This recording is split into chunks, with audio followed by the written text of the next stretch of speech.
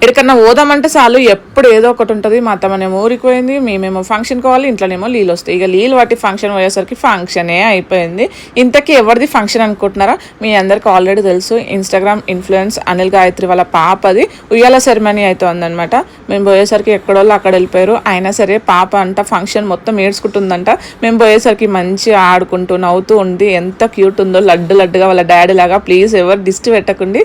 ఇంకా వీళ్ళైతే మాకు ఎప్పటి నుంచో పరిచయం, కాకపోతే వాళ్ళకి మాకు చాలా డిస్టెన్స్ ఉంది కాబట్టి ఎక్కువ కలవలేం, కానీ ఫోన్లో అయితే మాట్లాడుకుంటుంటాం. ఇంకా అనిల్ బ్రో అయితే 1 month ముందు నుంచే చెప్తుండు ఫంక్షన్కి పక్క రావాలి, టైంకి రావాలని. కానీ మేమైతే ఫంక్షన్ అంతా అయిపోయినాక పోయినాం. ఏం చేస్తాం చెప్పండి, అప్పుడప్పుడు ఇట్లా లేట్ అవుతుంది. కానీ ఫంక్షన్ అయితే అటెండ్ అయినామా లేమా అంటుంటారు కదా, ఆడపిల్ల పుట్టాలంటే ఏదో జన్మల అదృష్టం చేసుకొని ఉండాలని. నిజం చెప్తున్నా, ఈ కప్పులు ఏ జన్మలో ఏ అదృష్టం చేసుకున్నారో, మంచి పన్నంటే ఆడబిడ్డ అయితే పుట్టింది.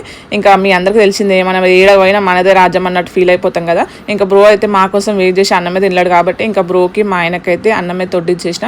నేనైతే తినలేదు, ఎందుకంటే నాన్ వెజ్, అందులోనే నేను ఇంటి దగ్గర కూడా తినేసి వచ్చిన. కానీ నాకు మాత్రం స్వీట్ అంత ఇష్టం కాబట్టి స్వీట్ అయితే తింటున్నాం. మా పిల్లలకు కూడా తినిపించేసిన. ఇంకా అక్కడ మన సబ్స్క్రైబర్స్ కనిపిస్తే వాళ్ళతో మాట్లాడి కొన్ని ఫొటోస్ అయితే దిగినాము. ఇంకా మా పిల్లలకైతే నన్ను చూసే కోపం వస్తుంది.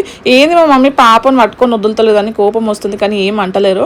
నాకేమో పాపని కింద దించబుద్ధి అయితే లేదు, అట్లానే ఎత్తుకొని ఇంటికి రావాలనిపిస్తుంది. కానీ వాళ్ళ మమ్మీ డాడీ నన్ను కొడతారని వాళ్ళ మమ్మీ డాడీకి ఇచ్చేసి ఇంక ఇంటికి అయితే వచ్చేసినాను. వీడియో ఎట్లా అనిపించిందో కింద అయితే కామెంట్ చేయండి. Thank you so much for watching guys, bye.